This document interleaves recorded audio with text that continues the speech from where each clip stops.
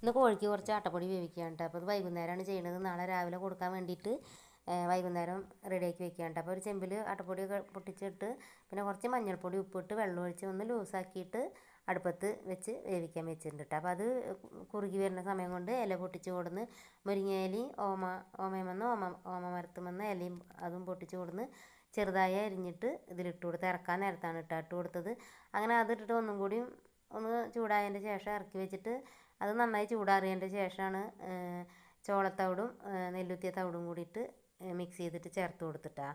എന്നിട്ട് പിന്നെ കോഴികളെയൊക്കെ വിട്ട് ഇതൊക്കെ റെഡിയാക്കിയതിൻ്റെ ശേഷം ഒന്ന് പാത്രങ്ങളിലൊന്നും ചേർത്ത് കൊടുത്തിട്ടില്ല. അതങ്ങനെ തന്നെ എടുത്ത് വെച്ചിരിക്കുകയാണ് കേട്ടോ. രാവിലെ കൊടുക്കുള്ളൂ. ഇങ്ങനെ തന്നെ കോഴികൾ വന്ന് തിന്നുക ചെയ്തതിട്ടാ. വൈകുന്നേരം ആയതുകൊണ്ട് പിന്നെ വേറെ പാത്രത്തിലൊന്നും ഇട്ട് കൊടുത്തില്ല. ഇങ്ങനെ വെച്ച് കൊടുക്കുക ചെയ്തത്. പിന്നെ വൈകുന്നേരം കോഴികളെ വിടുന്ന സമയത്ത് വേഗം വന്നിട്ട് അത് ഏതാനും കണ്ട് കഴിച്ചോളൂ കേട്ടോ. പിന്നെ കോഴികളുടെ പാത്രങ്ങളൊക്കെ ഒന്ന് കഴുകാമെന്ന് വിചാരിച്ചു. അപ്പോൾ കുറച്ച് സബീനപ്പൊടി എടുത്തിട്ട് വട്ടച്ചെമ്പിൽ ഇട്ടിട്ട് വെള്ളം ഒഴിച്ചിട്ട് അതിൽ ഈ പാത്രങ്ങളൊക്കെ ഒന്ന് കുതിരാൻ വെച്ചിട്ടാണ്. പിന്നെ മഴ പെയ്തിട്ട് നന്നായി മണ്ണ് തെറിച്ചിട്ടുണ്ടായിരുന്നു. അപ്പോൾ ഒന്ന് നന്നായി കഴുകുക തന്നെ ചെയ്ത് അങ്ങനെ അതൊക്കെ കഴുകി ഇനി രാവിലെയാണ് അതിൽ തീറ്റയൊക്കെ വെച്ച് കൊടുക്കുള്ളൂ കേട്ടോ. വൈകുന്നേരമാണ് ഇങ്ങനെ പാത്രങ്ങളൊക്കെ കഴുകി വെക്കൽ. അപ്പം മുറ്റത്തെ പണികൾ ഇത്രയൊക്കെ തന്നെ ഉള്ളൂ കേട്ടോ. പിന്നെ അത് അടുക്കളയിലേക്ക് പണികളൊക്കെ കഴിഞ്ഞ് മേലെഴുകലൊക്കെ കഴിഞ്ഞ് കയറിയപ്പോൾ കൈയൊക്കെ ഒന്ന് കല്ലുപ്പിട്ട വെള്ളത്തിൽ കുറച്ച് സമയം അങ്ങനെ വെക്കലുണ്ട് കേട്ടോ. അങ്ങനെ കുഴിനഖമൊന്നും വരാതിരിക്കാൻ വേണ്ടിയിട്ട്. അപ്പോൾ ചെറുനാരങ്ങ ഉണ്ടായിരുന്നു, ഇങ്ങനെ കുറച്ച് പഴങ്ങിയ ചെറുനാരങ്ങയായിരുന്നു.